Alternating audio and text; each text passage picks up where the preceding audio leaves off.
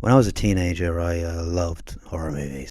There's something about fear that has this capability of exploring far more complex emotions. Halloween 1978 was kind of like the first movie I really fell in love with, and it was kind of the one that made me realize that I wanted to make film. My first bit of exposure to it was actually through like a making of documentary. It was called like Behind the Mask or something like that. It was nice watching people on a small team with a small budget kind of just figure shit out, you know. In fact, one of my favorite stories is of the opening scene. To get this shot, they had to use Steadicams, which were kind of a new invention at the time, and they were quite heavy apparently. It would take them such a long time to get around the whole house. They only had like a limited amount of film available, so this shot took quite a lot of time to really put together and get right.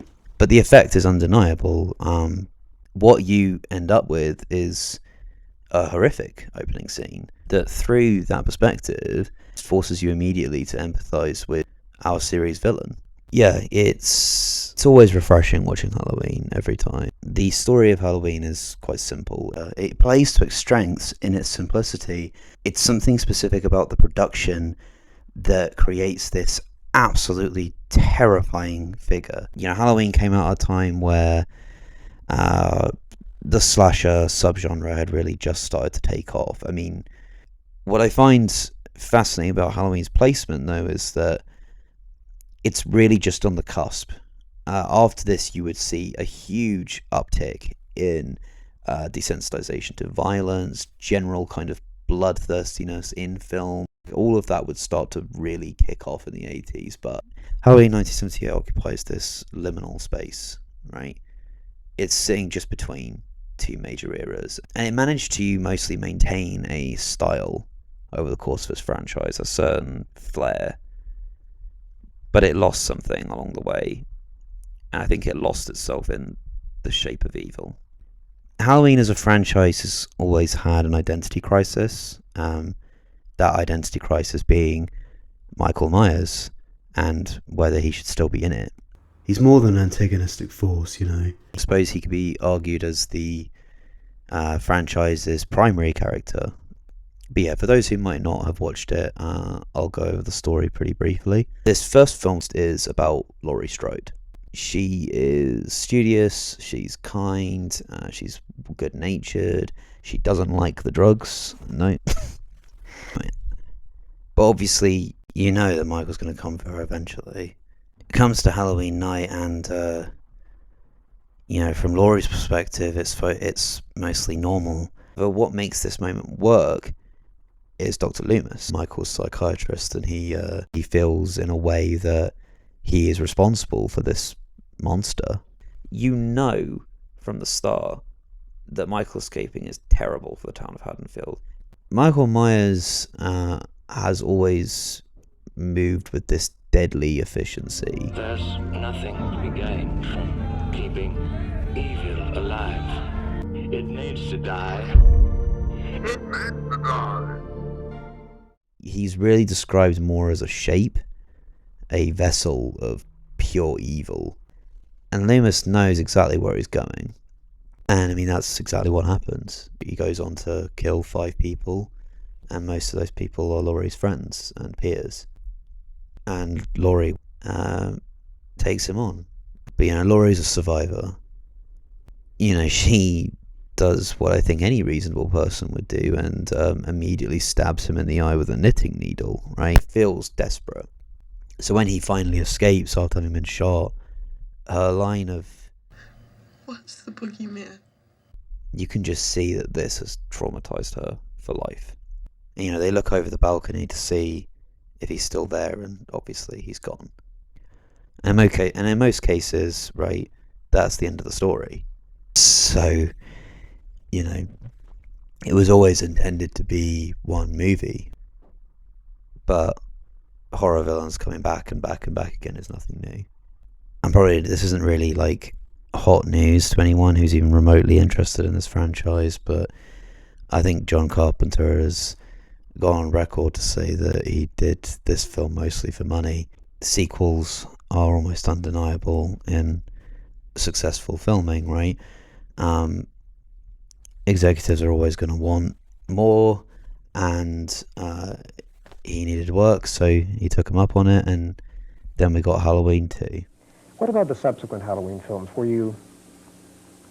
Once you had done Halloween, were you at all tempted to say, no more Halloween?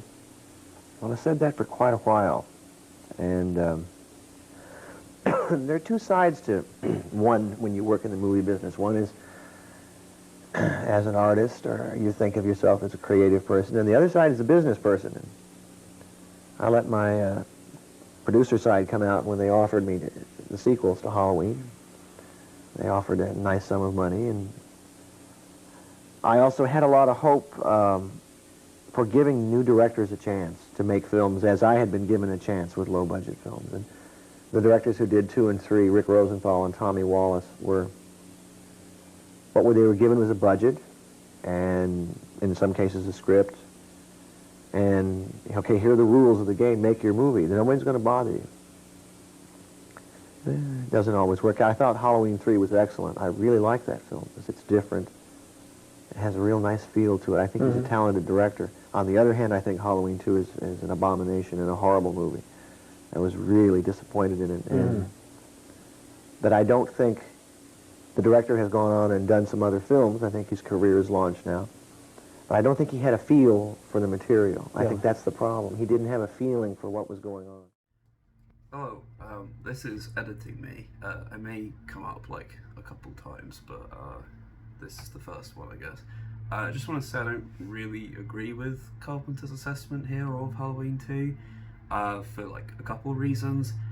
The first being that he wrote the film, and it sounds, and I should put a big allegedly in front of a lot of this because I can't find specific footage of it, otherwise I'd show it. It does seem as though Carpenter was quite involved in the editing process for the film. Specifically, he was worried about if it didn't have explicit kind of bloodshed and nudity, then therefore it wouldn't do well at the box office. Whereas Rosenthal, it sounds like, was trying to kind of emulate the original film by avoiding that. So yeah, I guess all I'm trying to say is that I'm leaving this clip mostly unaltered because, you know, I don't want to manipulate Carpenter's words or anything. But also, yeah, it didn't seem very fair to, you know, lay the blame at Rosenthal's feet. Anyway, that's all I had to say. Sorry, I look like an absolute mess right now. Anyway, thank you. With Halloween 3, they then tried to divert away. They went to a completely different story. In fact, they actively referenced the first film as being a movie on the TV and stuff, so, you know, they separate themselves entirely from the Myers story. And I think Halloween 3 is potentially one of the best in the entire franchise. It's spooky, it's like different, it's kind of corny in all the right ways. It's a great film, but, you know, it didn't have Michael Myers in it, so fans hated it. And then he, you know, promptly returned for Halloween 4 and nearly every other one after that. My focus today is to discuss the, I guess, the reboot or legacy sequel or whatever the fuck we're calling this stuff now. I didn't watch any of the new ones. I mean, in fact, I kind of bounced off most of the franchise after the 4th or 5th one, I think. And a friend of mine kind of made the recommendation for me to watch them, and I found myself both falling in love with a Halloween movie and then falling out of love again. So now we have to ask the question, what if he came back? This time, however, 40 years later.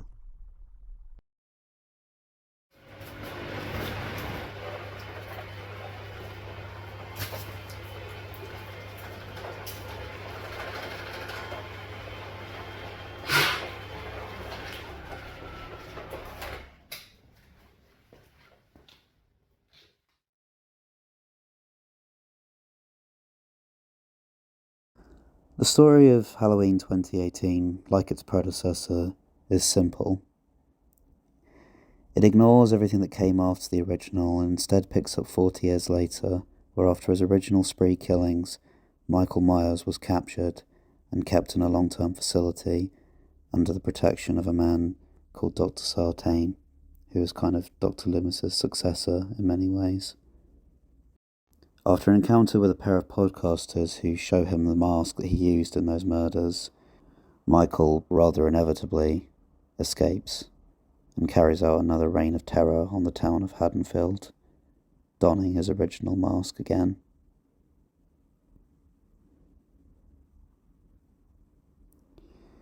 When we pick up with Laurie, we see that she has prepared herself ever since for the return of Michael. She's built herself a prison against her past, teaching herself all the ways that she might one day end him when he comes back.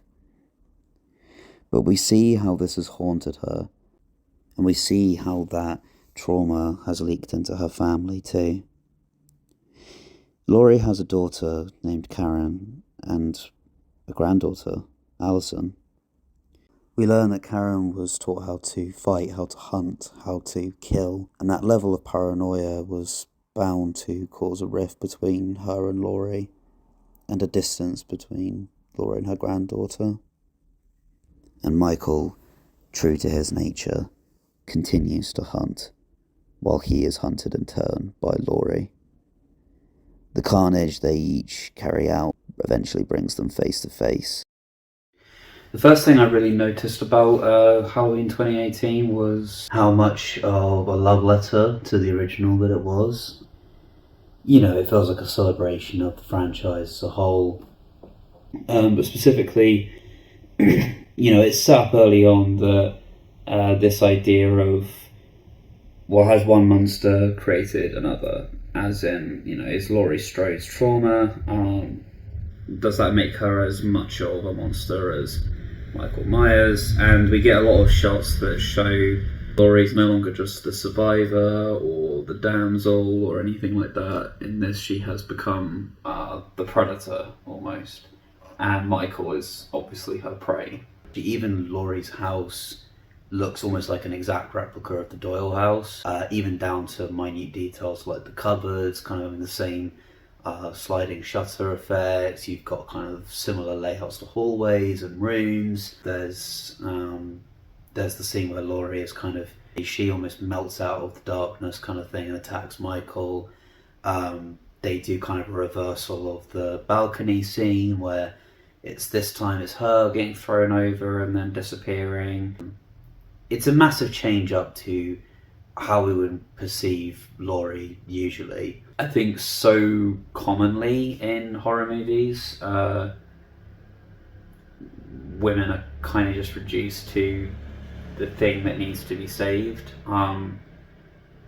But more commonly than that, often when we see women as heroic figures, quite often I think they're reduced to simple saviour stereotypes.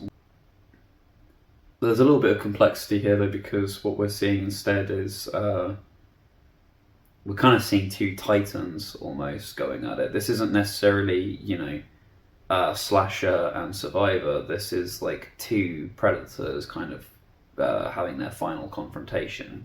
Was that we're seeing kind of Michael for the first time on the back foot. I mean, there are moments where I think Laurie assumes that he must be hiding in a cupboard or something, and it becomes a, you know, come out kind of thing.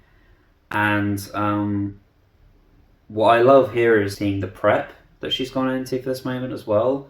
A lot of this preparation, even in of itself, feels like a celebration of not just the franchise, but the subgenre as a whole. I just absolutely love the scene where Laurie's kind of walking around the house, and you know, she's got the gun and she's checking the rooms out, and as soon as she's like done in a room, smacks a button and just a massive metal shutter comes down to block the way. And it was one of those things where I was like, yeah, I mean, it's kind of like, I know you aren't in there anymore. I don't know if you're in there anymore, but I'll be damned if you're getting out of that room or going back in there when I find you, kind of thing. I don't think we're necessarily meant to view Laurie's preparation and her mentality as entirely positive. Seemingly everyone in Haddonfield is asking for Laurie to move on and just forget what happened to her. But trauma doesn't really work like that. We can't always just forget. We can't just put aside the defense mechanisms and the bad habits that we develop as a way of protecting ourselves. Laurie is haunted, and everyone is begging for her to just forget.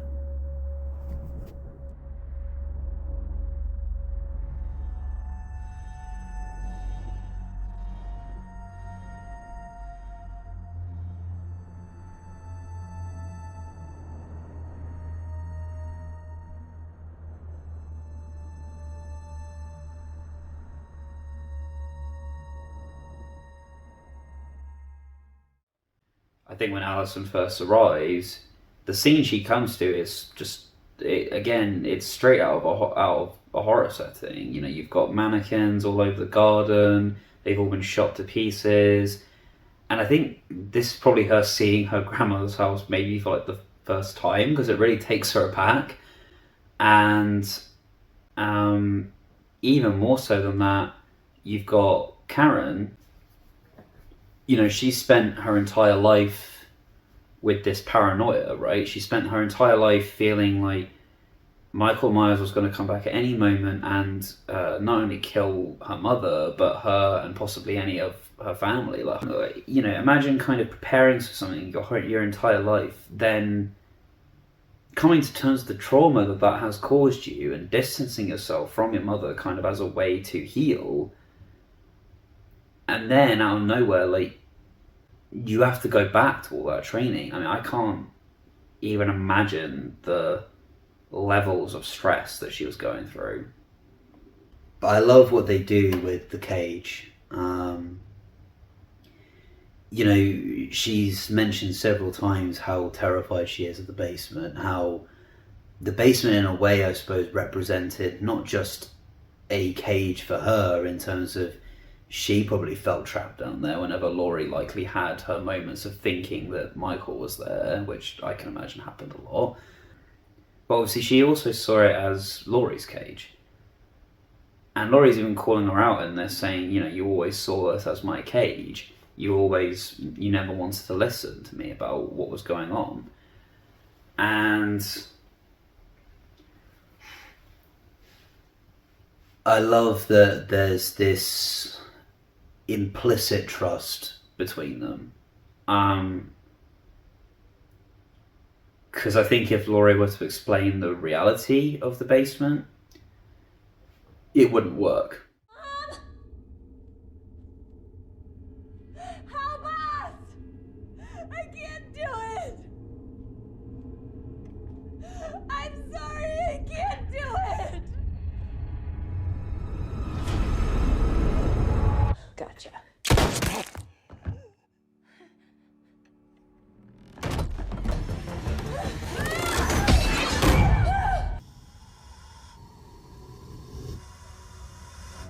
Okay, it's not a cage, baby. It's a trap. And I just absolutely fucking love Karen's instincts here. If I remember, yeah, that's it. I think I literally just wrote here, my handwriting is terrible. Oh yeah, and then I wrote gotcha in quotes, and then just yes bitch underlined. So yeah, I loved this. You know, and what I love as well about this scene is that so many times we have seen people take Michael on their own, and obviously it hasn't worked out for them. But this is the first time we've seen a group of people working together, and it's not just any group of people, it's a trio who have all kind of prepared each other in a way for this eventuality, and it's like their instincts just kick in. When you're faced with something as inexplicable as Michael Myers, your only option is to set a trap of some kind. And I mean, Laurie sets a fucking trap. I mean, basically rigs her entire house to explode. And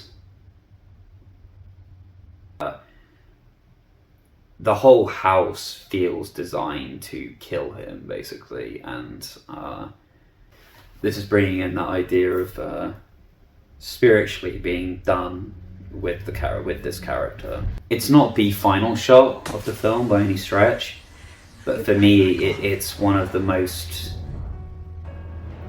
It's definitely my favorite in that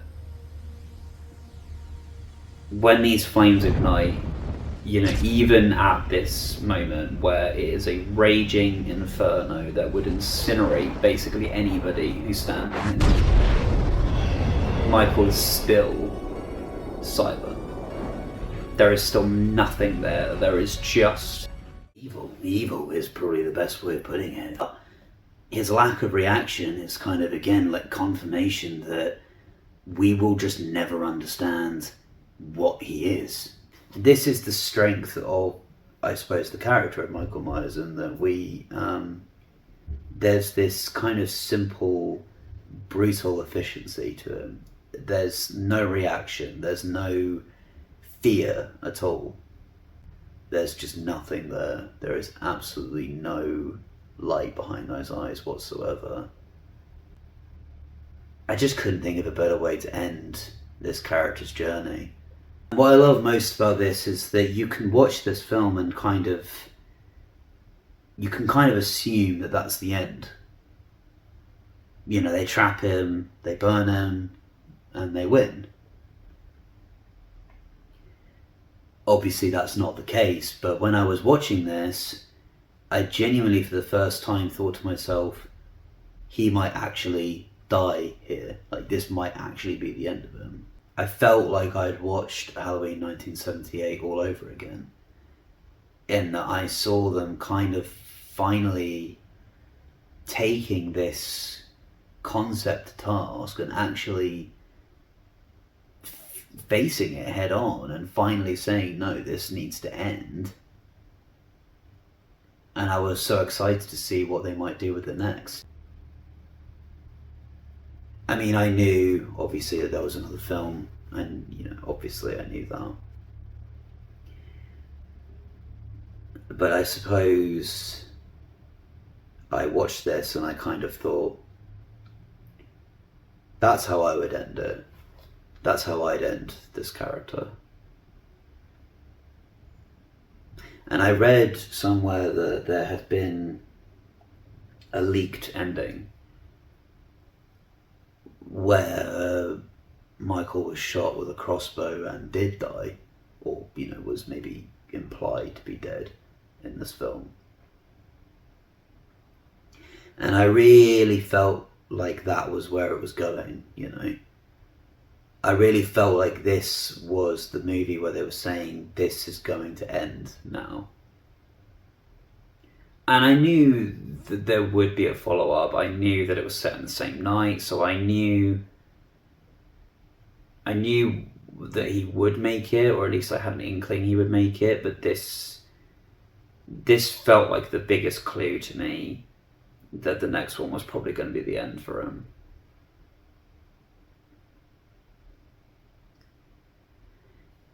And again, this is where the questions that I've been asking come back again. Because you have to ask yourself, if he survives this, then it cannot be argued that he is a mortal man. He cannot be argued to be a simple human being. Which means that the morality around whether we can take his life or not doesn't necessarily become irrelevant, but it becomes less meaningful. Because when we attach humanity to something that cannot respond to the most basic tenet of humanity, which is that one day we're all going to die, then morality starts to become a little bit pointless. And I'm asking these questions so often because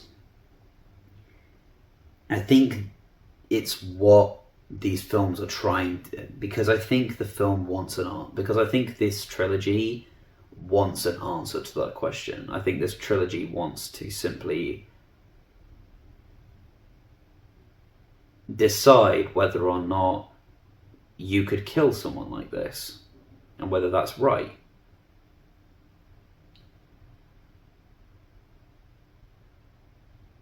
But it's hard to pass here because how do you apply that in this scenario?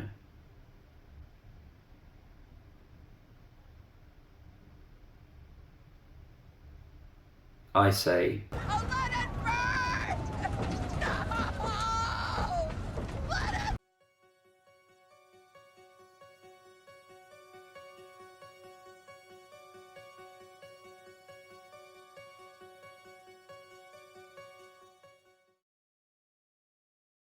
Halloween Kills is about collective trauma. It's about how our traumas can create conflict, and how that conflict can then turn us into monsters. It's specifically set on a night when we hide behind masks and we pretend we aren't what we are. It's a story that so desperately wants to grasp at something tangible about humanity and evil and how we can kind of marry the two. But really it struggles ultimately to say anything at all. Perhaps this was the intention, to present chaos in its most natural form. Maybe the idea is that no one is right and everyone is wrong, because we all perceive things differently and no one knows what's really beneath the mask that we wear day to day. There is, however, a lack of commitment that really infects every layer of this story, much like the grief that infects Haddonfield itself. You see, the town of Haddonfield is as much a character as Laurie or Michael Myers. Haddonfield is a small town. Simple town where nothing exciting ever happens. Yeah. It's typical of the suburban narrative. It used to be that you could leave your doors unlocked, and not that I think this narrative is particularly realistic. I think perhaps there was a general kind of naivety back then. But I think that Haddonfield, like the rest of the world, has gone through a shift. People seem aware of the evil now that seems to haunt every step. Haddonfield feels truly like a place. It's strange seeing people who may have been very young or even children perhaps at the time of the original 1978 film suddenly reprising their roles. The amount of characters we see, the amount of interactions we witness kind of allow us to understand that this is not just one person's story. So I'm going to tell you the story of the town of Haddonfield. It's a small place where everyone seems to know each other. And it all changed in 1963. Michael Myers was 6 years old when he stabbed his sister Judith to death. The viciousness and the brutality of the crime gets him locked up for most of his young life. Until one day, Halloween 1978, and he murdered 3 teenagers and a cop. That, as far as this film is concerned, is all that has happened in the town of Haddonfield.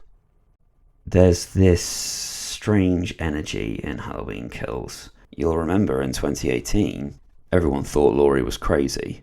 Everyone was telling her to get over the boogeyman, to get over the murders that Michael had committed, to finally move on and let go and live her life. I think we mythologize individuals a lot. Laurie experiences her own kind of mythology in this film specifically, as if her vindication about Michael Myers has suddenly given her this power. In fact, the film in general seems to exist in this strange universe kind of built upon verisimilitude, where seemingly the audience's knowledge about Halloween, not just as a story, but as a franchise, suddenly gives people power. We're introduced to a group of people who are all survivors of Michael's spree killing in 1978. In fact, they're specifically introduced as friends of Laurie Strode. So everyone seems to know about these killings. Specifically, there's a group of people who, as it's revealed later in the film, have seemingly all been trained and indoctrinated by Laurie to become hunters of Michael when he finally returns. And almost instantly, everyone seems to lose their mind. This whole town is a powder keg just waiting to explode. See, here we already come to one of our first inconsistencies with this story. Because Tommy specifically states, too young to remember or too drunk to give a shit. He is talking very specifically about this as a time that everyone has practically forgotten. This group seems to be the only ones who are holding on to the idea of Michael's return. So we're already seeing this kind of strange franchise power coming in, because this film needs the town to be afraid. And to achieve that, they need to draw on the power of the history of Haddonfield. There's supposedly a sighting of Michael Myers out in the car park, and everyone gets up and wants to go and have a look. Tommy's standing there, swinging a bat around. He's like a child playing at being a hero. The original attack sort of having stunted his growth in a way, and he's probably then spent the rest of his life being trained by Laurie to think that one day he might be able to kill Michael Myers for good. So of course he wants to take this initiative straight away. But this person is not Michael. Mr. Tivaldi was introduced in the incredibly uncomfortable asylum scene at the start of the 2018 film. You know, his whole thing was that he had an umbrella and was twizzling it in the air because, you know, he's crazy, so they need to reduce him to a childlike state in order to make that believable, apparently. And he was cited as Umbrella Man, I think, originally. His name, Mr. Tivaldi, was mentioned, but I don't think he was really credited as that. We had essentially forgotten about all the other inmates because, as far as we were concerned, you know, Michael was the worry. But Mr. Tivaldi and Michael Myers couldn't be more different. I mean, one is, you know, a hulking giant of a man who will kill you as soon as he looks at you, essentially. And the other is a frail old man who seems terrified at every single moment and desperately wants help. But the town apparently are like sharks and blood is in the water. And the justification is that it's the town's horror, that, you know, the town is haunted. But they act as if somehow he's haunted the town for 40 years. And we have to ask, is it really possible that this is the only bad thing that has ever happened in this town in 40 years? Or are we being led to believe that all of it, the entire franchise, every single moment of it, all matters, all of it has somehow leaked into this story? It's an interesting thought process on where we draw the line in terms of cinematic realities. How much could these reboots really ignore the original series? But this energy, this chaos, it takes form regardless of whether we believe it or not. And we do believe it on some level because most of the people who'll be watching this are Halloween fans, so most of them can kind of just, oh yeah, he's killed a lot of people. But I think this film is also trying to say something specifically about mobs. I just don't think it does it very well. I think that, generally speaking, I find stories like this distasteful. It sometimes feels like a comment on protest movements, right? We quite often decry protests as riots, and somehow like their cause doesn't matter. That human beings are naturally sheep, that we follow without question, that we will kill simply because everyone else wants to kill. Listen, folks, please. The boogeyman is at large. He's got no choice but to emerge. He is an apex predator. When he surfaces, there will be no pause. There will be no empathy. This ends when Michael is dead. Michael. You'll notice so far I haven't really mentioned Michael's activities. We see his character and demeanor change very considerably in this film. I mean, it's gone from quiet, cold efficiency to just brutal rage. This film in particular is a pretty unapologetic slasher. I made a point about 2018. A lot of the characters felt very human, despite the fact that we never really got names for a lot of them, despite the fact we never really saw their background. I don't think 2018 ever really made much of a laughingstock of its victims. Whereas Kills is almost the exact opposite. There are genuinely meme-worthy moments. Hey, Michael! This is for Dr. Loomis. That, compared with the uncomfortable nature of the previous entry, feel strange. And feel even stranger when we return to the story of Haddonfield.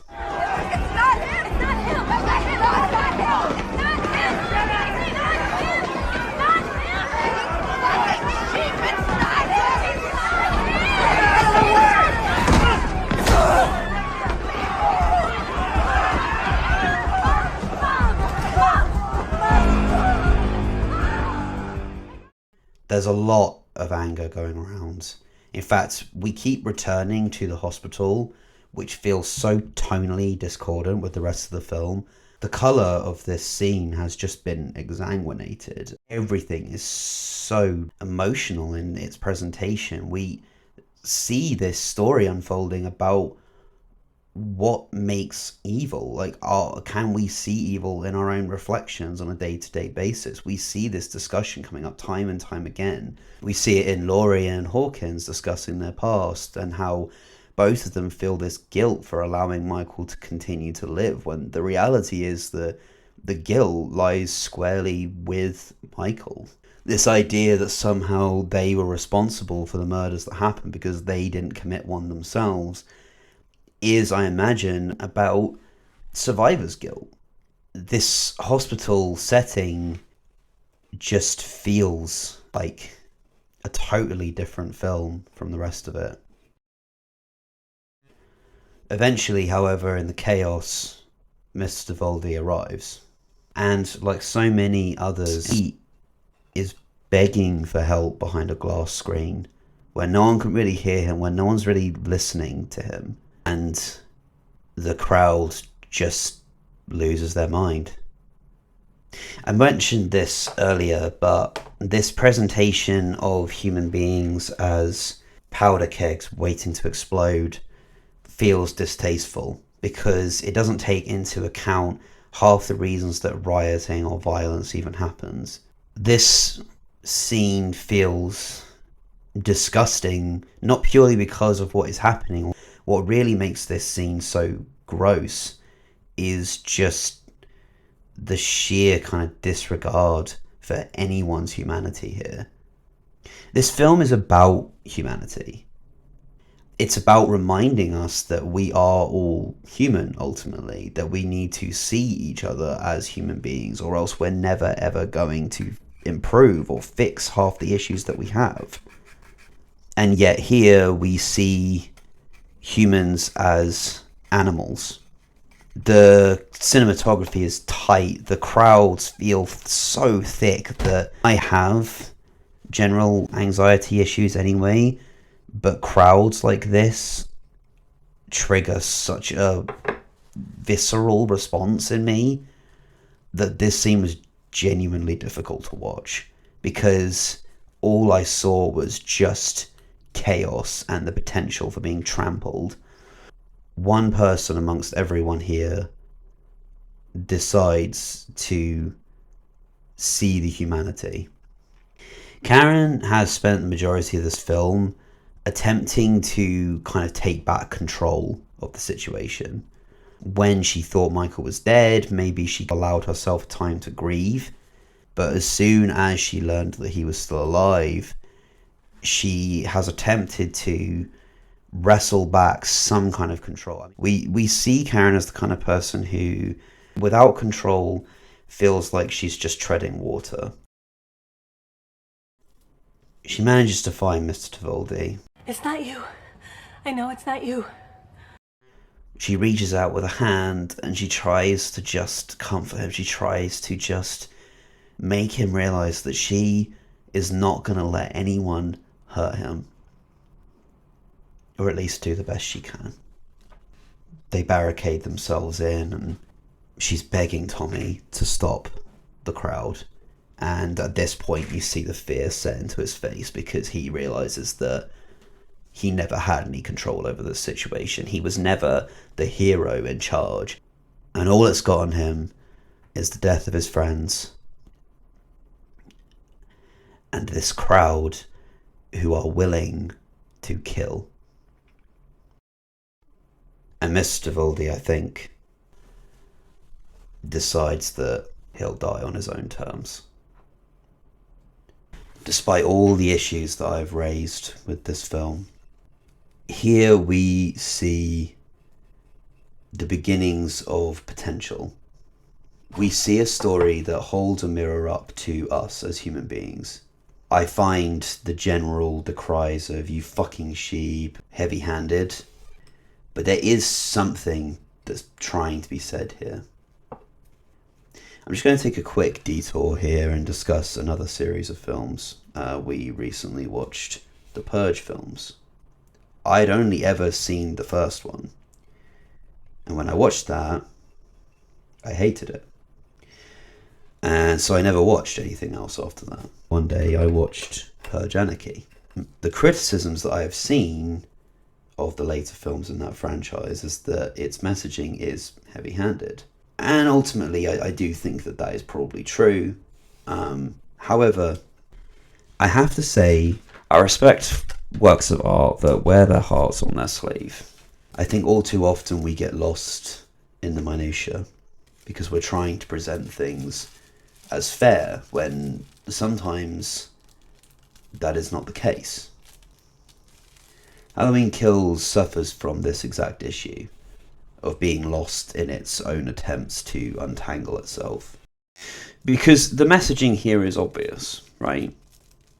Halloween Kills is telling us that human beings, regardless of what you may perceive as being wrong with them, deserve empathy. That we deserve to be recognized as human. We deserve to not be treated like fucking animals. However, we have also spent the majority of this film with one singular idea. That idea is that evil dies tonight. This film, even more so than Halloween 2018, wants Michael to die. It feels spiritually as if it is saying, not just as a story, but as a piece of franchised media, that this needs to end. Needs to die. We're presented with this constant idea that yes, he needs to be put down because he is more than man. He's more than a human being. He is a monster, right? Karen defeats Michael in much the same way that she has attempted to throughout the film. She defeats Michael by reminding everyone of his humanity. I've spoken before about the power of the mask and how it seems to almost transform people, specifically Michael. The camera work is obviously different. His movements are different. When he wears the mask, he's the shape.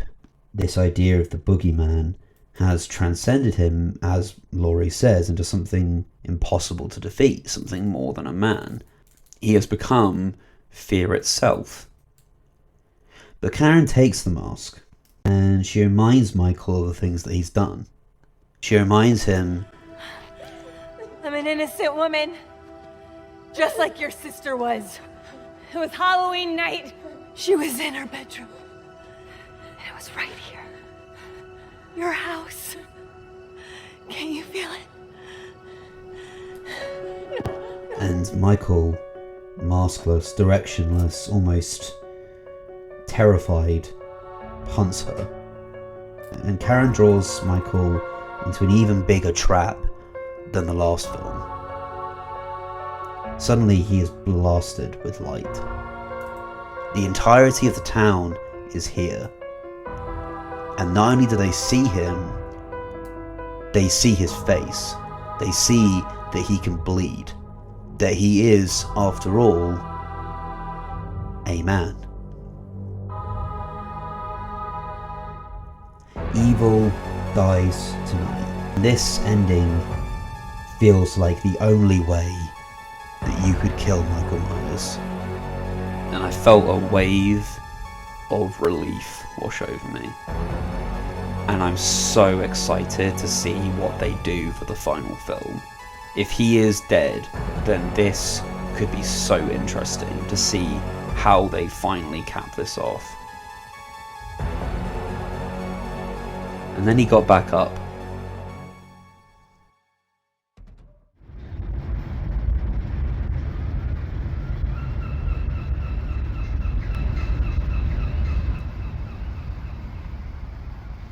When I watched the first one in this trilogy, I kind of intended to make something celebratory, I guess. I mean, I was excited right up until the end of this film.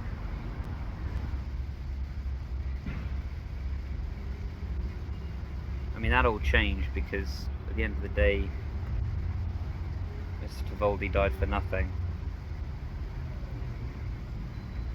I believed that Michael Myers was meant to die at the end of this film. Yeah, this was originally meant to be a very different kind of video. What changed? Well, I was fucking right, wasn't I?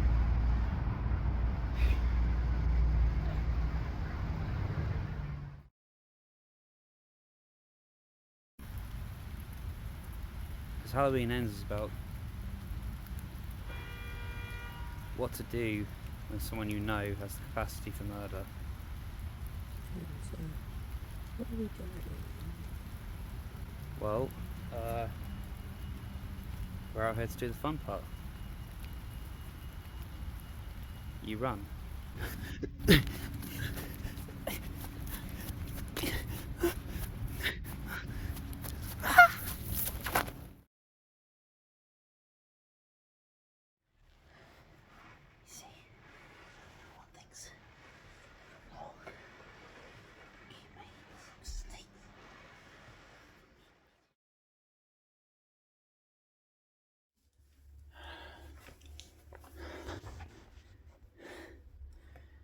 You see, Halloween Ends is really two films in one. You have the story of Michael Myers returning and killing and having one final confrontation with Laurie. And then you have another story about a boy named Corey slowly snapping under pressure from a community that hates him. Now, which do you think I would find more interesting?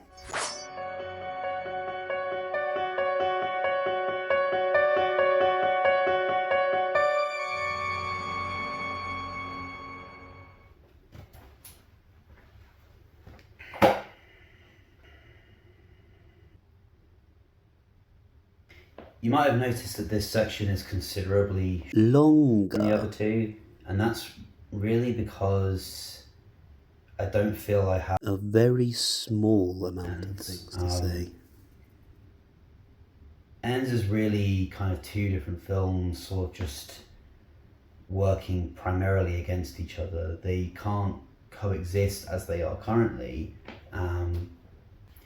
but you know, I'm trying to kind of meet it halfway, I guess, because there is a semblance of a really good story here.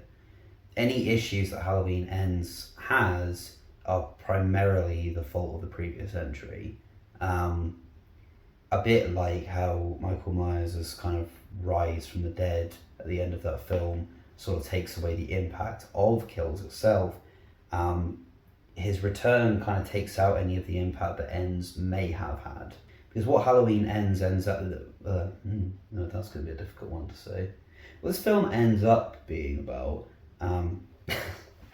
it ends up kind of being just yet another Michael Myers showdown. So let's just remind ourselves about how Halloween Kills actually ends. As far as we, the audience, are aware, Michael Myers got essentially bludgeoned nearly to death, shot at several times and burned, and then got up from all of that and proceeded to kill most of Haddonfield and then just kind of disappeared. I suppose with the ending of Halloween Kills, and especially the extended ending that everyone was kind of raving about, we would have expected this to, like the previous two films, pick up on the same Halloween night.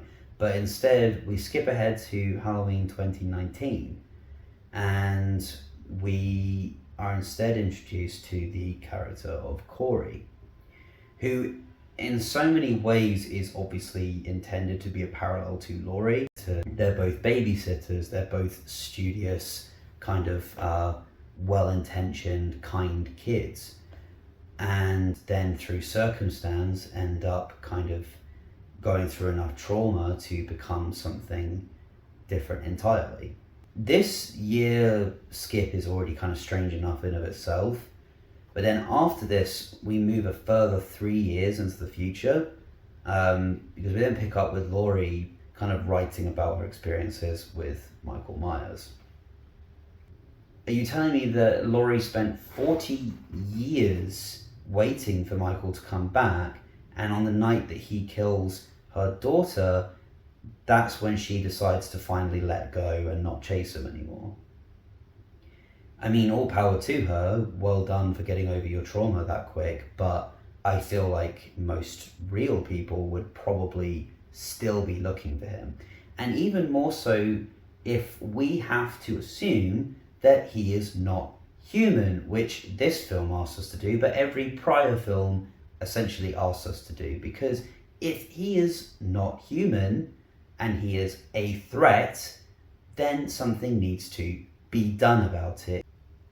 What I find really, really strange about this kind of new normal they attempt to set at the beginning of Halloween Ends is that we not only see characters like Lindsay and Allison now living with Laurie, and all of them kind of just vibing and getting along, which, I mean, this was never established in this trilogy because it didn't need to be. We didn't need to see them interacting prior because, again, this was all the same night, whereas now we're seeing everyone kind of just be friends and almost act as if none of it really happened. Now, this is where the tricky part of Halloween Ends comes in. Because I said previously that I was right about Michael Myers being meant to die at the end of Halloween Kills, right? This film makes that crystal clear. I mean, this whole idea of new normal, this idea of everyone kind of moving on, that only really works if he's already dead. Because if he's alive and walking around, then how is anyone this relaxed? How is anybody this chill about what's happened? Allison especially. Allison's been through some shit, right? We saw Laurie disappear into a prison of her own, as she puts it, for 40 years. But Allison, having lost both her parents in one night and someone that she kind of liked a lot, is just fine. I mean, she's not fine. We see that over the course of this, but there is almost this strange disconnect between the films. And I think the time period really doesn't help that to begin with. This whole film feels so much like an attempt at a new form of Halloween, right? A new story. It feels so much like they have put the idea of Michael Myers behind them. And you even got these bizarre moments where people are kind of blaming Laurie for the attacks. Hey, what you smiling about? What did you buy at the store? I'm sorry? I'm sorry? I'm sorry, I don't understand. Do you see what he did to my sister? He killed her husband and he stabbed her. Took her voice. She cannot speak because of you. You were her neighbor? And you don't even know her name, do you? You tempted and you provoked that man when you should have left him alone.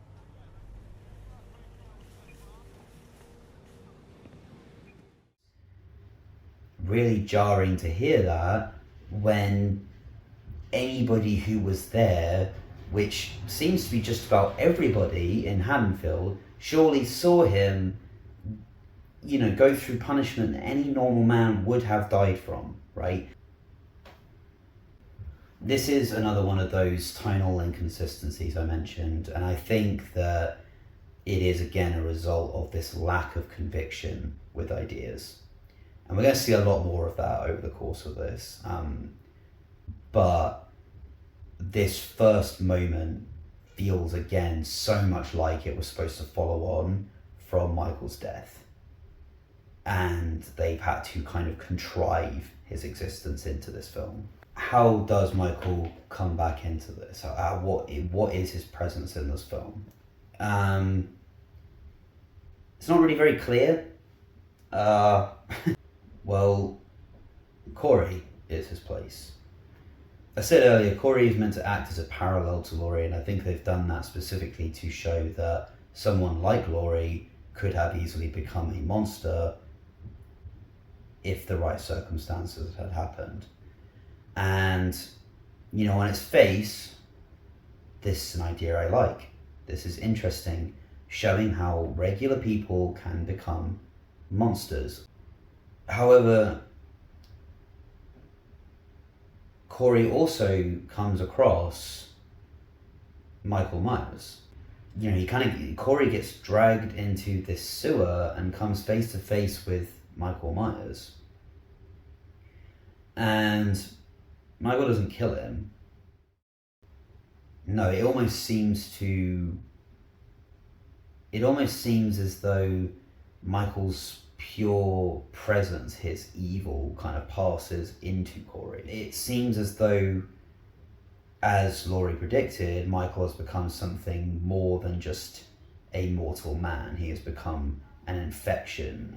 They specifically refer to it as this infection in the town of paranoia. And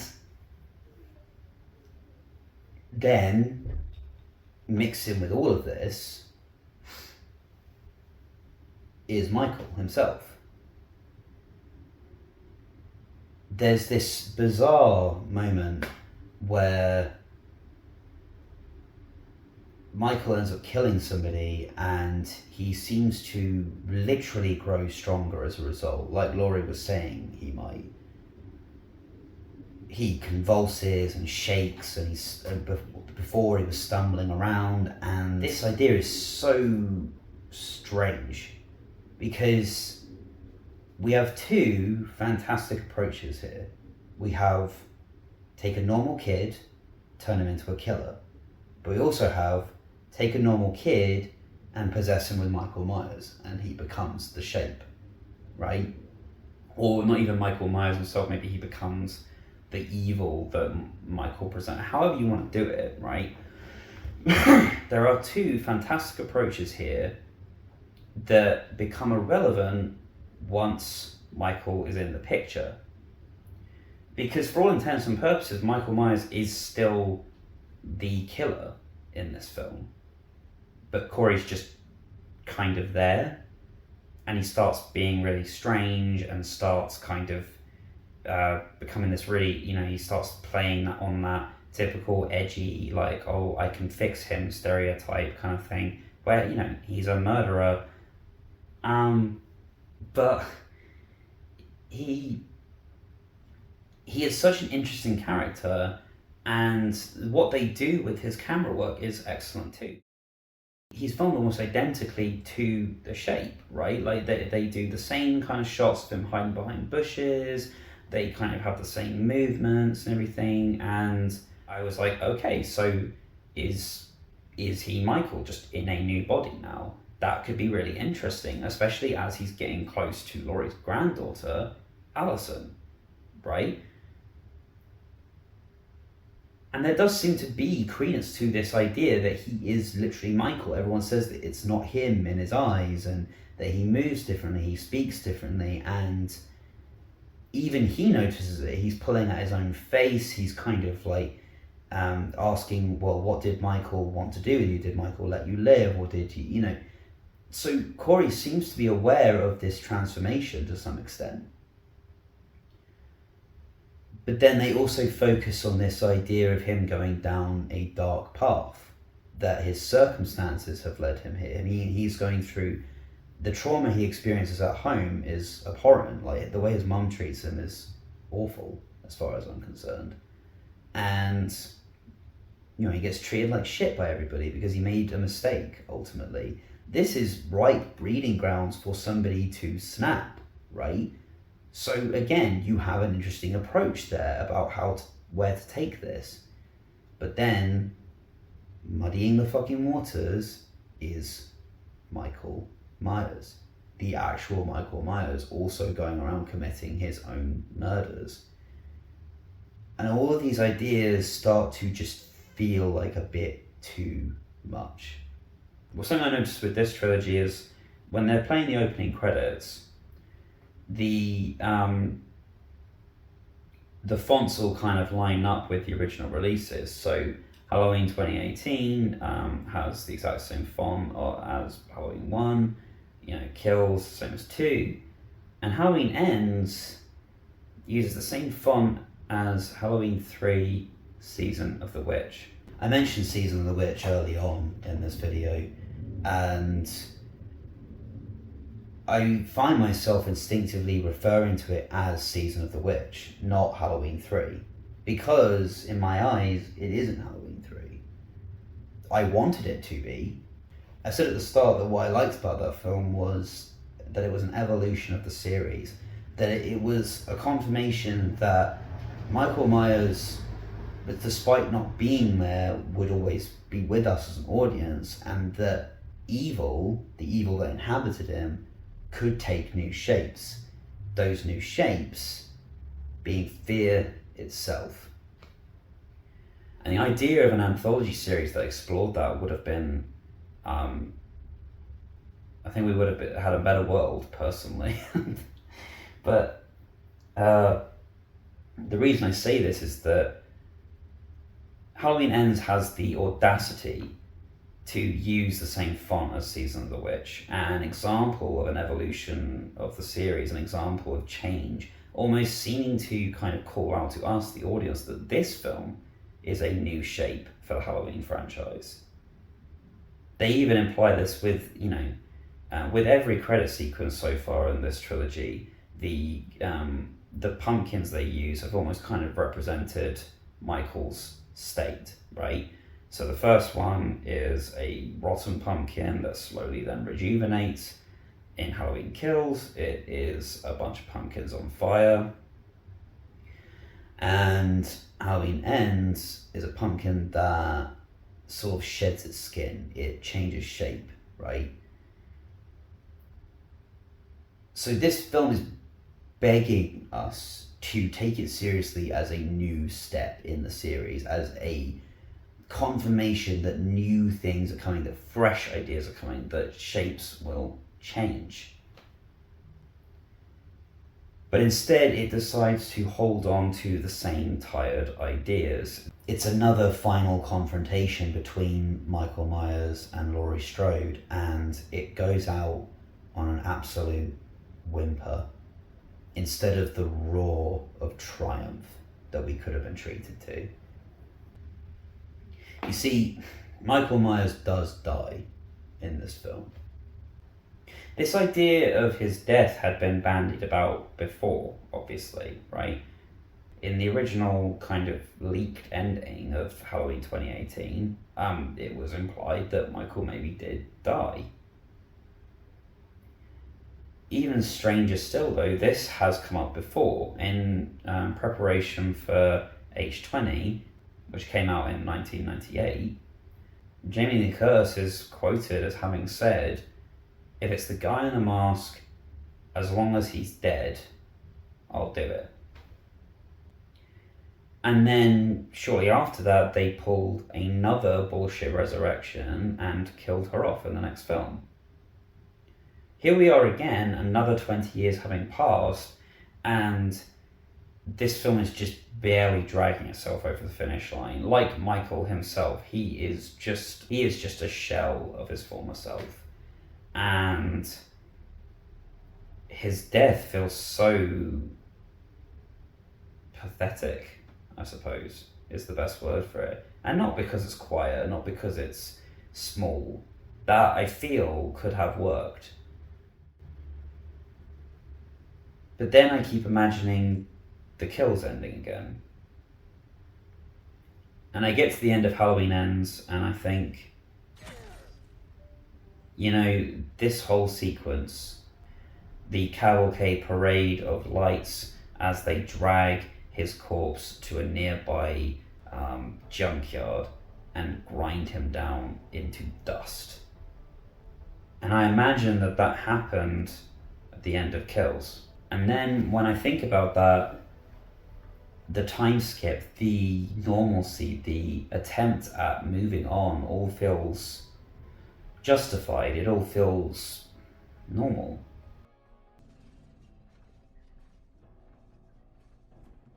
And then this idea of a young babysitter who's going off to engineering college, who accidentally kills a kid and gets turned into a monster by a town so fraught with grief from 4 years before that he kind of goes down this path of darkness.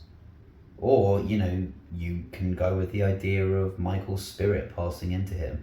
I also found that interesting. In fact, going back to Corey's story just for a moment, his dynamic with Allison is really interesting if we take the approach that he is in fact Michael.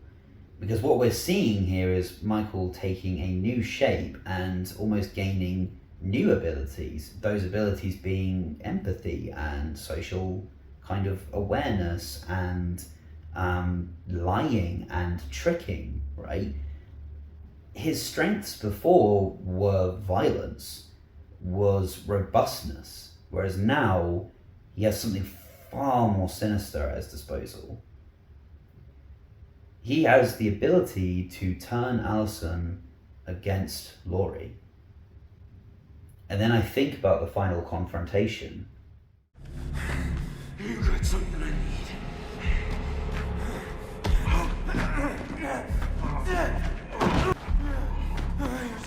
At this point, Corey has lost himself in the darkness within him. Whatever that darkness is, whatever the cause, he's lost himself and he has succumbed to it fully.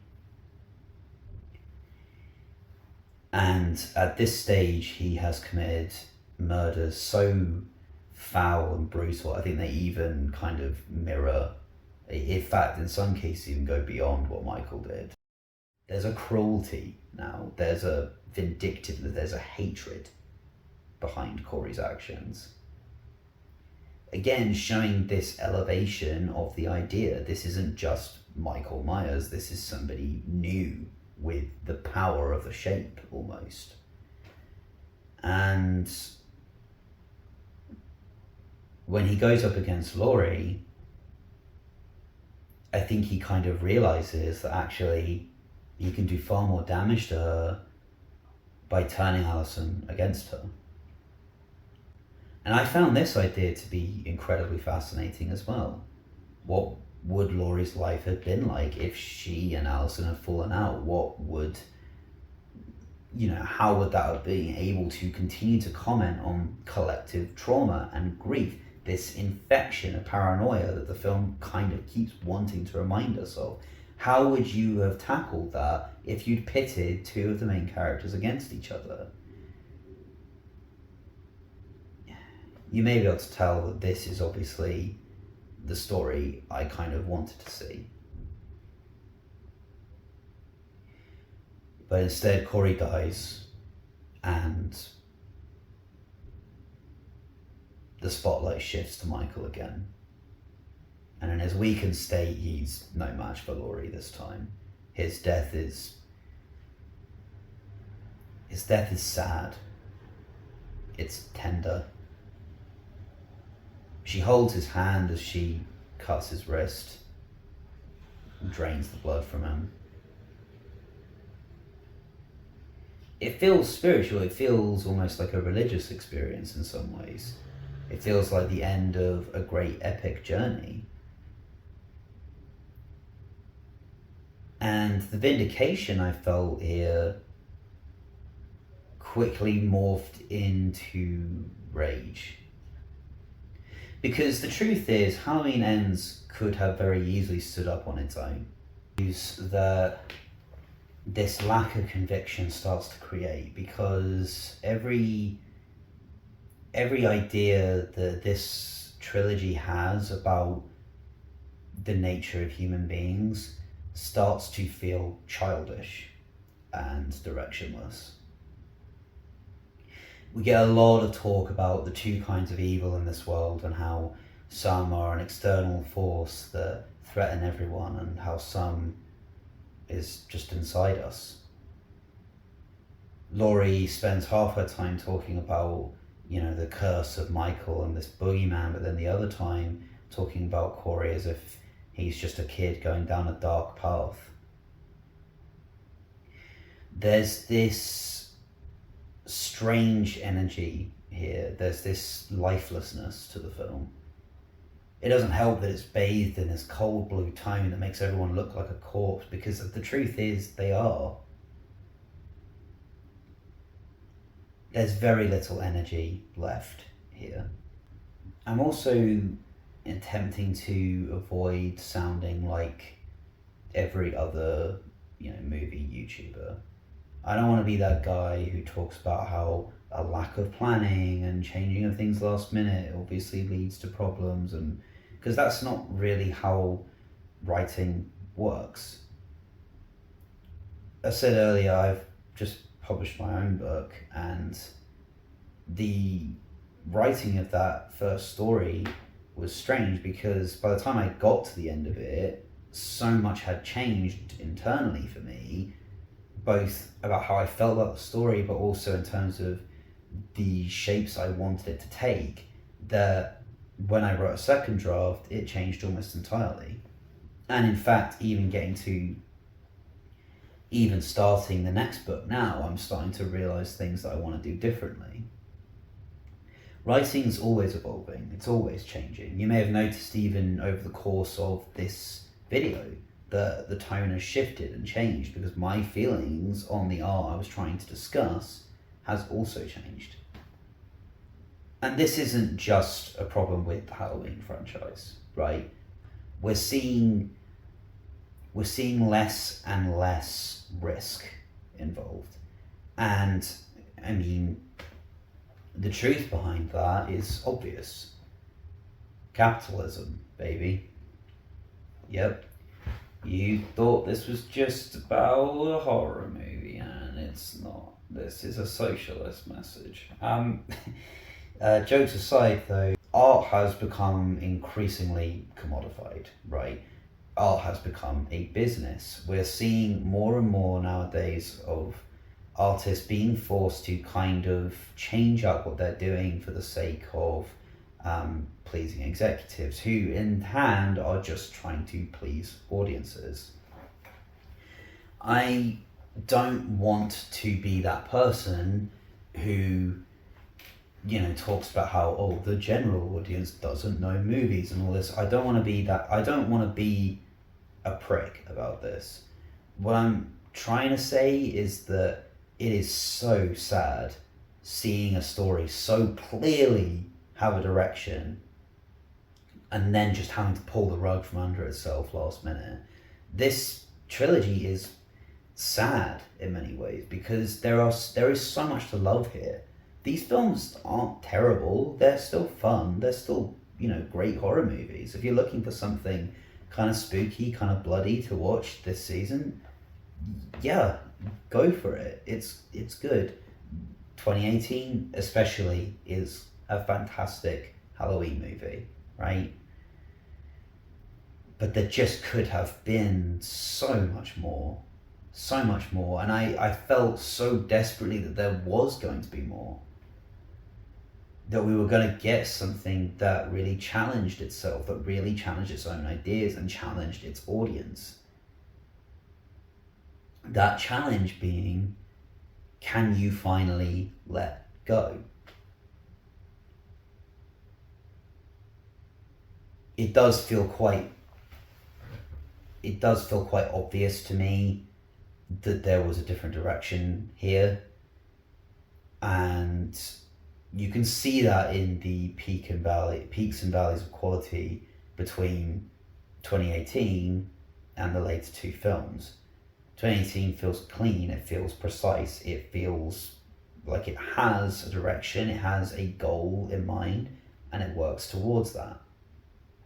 Kills feels mostly like it has a direction and a goal right up until the end. And Ends is probably the worst received of these, but for all the wrong reasons. Because it seems like, once again, with this series, time and time again, people are not happy with the fact that it is rejecting what they've come to expect. It's no accident that we're seeing more and more the samey, formulaic kind of stories out of franchises like the Marvel Cinematic Universe, for example, or Star Wars, and anytime you do see kind of a change up to that, the fan backlash is often what brings writers back into the room to kind of figure out how to steer the ship away from the iceberg almost. The problem of what we've got here is writing by committee, right? We're seeing stories kind of take liberty with themselves. We're seeing stories push themselves down and start to change up based on marketability. And I want to, be accountable and honest here in that has shifted my view in terms of this project. When I started out, I was just gonna kind of sit in front of a camera and talk about why I really liked these. And I started planning this sort of in my head halfway through Halloween Kills. I've been wanting to make a video like this for many, many years. And I always felt this fear somehow that, it wasn't going to do well, that somehow no one was going to see it, and somehow that meant that it was less than.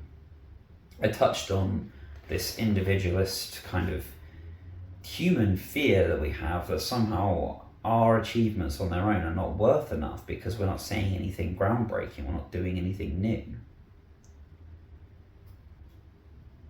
That primarily is the effect of this increasing commodification of art, this increasing kind of monetary value being placed on art. And again, I'm saying this from my own personal experience. I started making this, then I backed out of it because I felt like, okay, I don't really have enough to say about this. I don't have enough good things to say about this.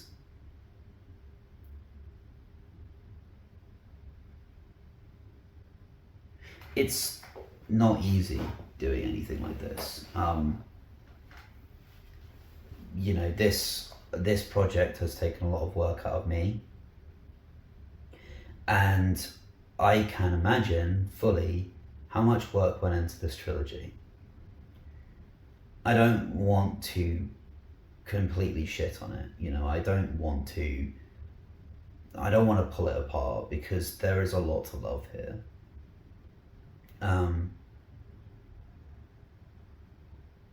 But I just wish that we'd gotten the story that I think maybe they originally wanted to tell.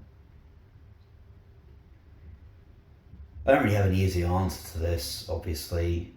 There's not really a whole lot I can say. Just stick to your guns more, maybe. have more conviction about the ideas that about your ideas, maybe have a bit more commitment to what you're doing. That's easy for me to say, isn't it?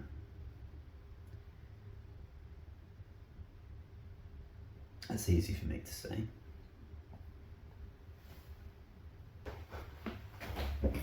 Yeah, I think that's enough. I think that is enough. Shit. Hey, well done. You made it to the end of the video. It's pretty impressive. I'd give you a sticker if I could, but I flat out. Anyway, it means a lot. Thank you for watching everything. I don't have too much else to say at this point, other than just I did have quite a lot of setbacks with this project. I did have a whole, interview with a Halloween expert sort of thing filmed, but the audio was kind of fucked. It did lead to this fairly realistic interview with Michael Myers, though. You're not entirely clear, but I can make sense of what you're saying. I also had my laptop. My laptop decided to end itself as well, so yeah, that was good. Anyway, not trying to start a pity parade, it's more just I nearly gave up on this a couple of times, so I'm glad to have gotten it out, and it means a lot that people have watched it, so thank you. Right, so I'm hoping that I was smart enough to say this in the video at some point, but just in case, I'm going to say it again. I'm an author, and I put a book out in July, so yeah, that's my main plug, I guess. Links are all down below. If you feel like following my work, yeah, that's kind of what else I'm doing. I'm not sure how regularly I'm going to upload, if I'm being honest, because I've got quite a lot of other stuff going on, but I do want to try and sort of make something of this, really. So yeah, I'm hoping I can have another one out in a couple of months, but that's not like a firm deadline or anything. But yeah, there's a couple of other things I really want to go into some detail with, so yeah. Anyway, thank you very much, and see you soon.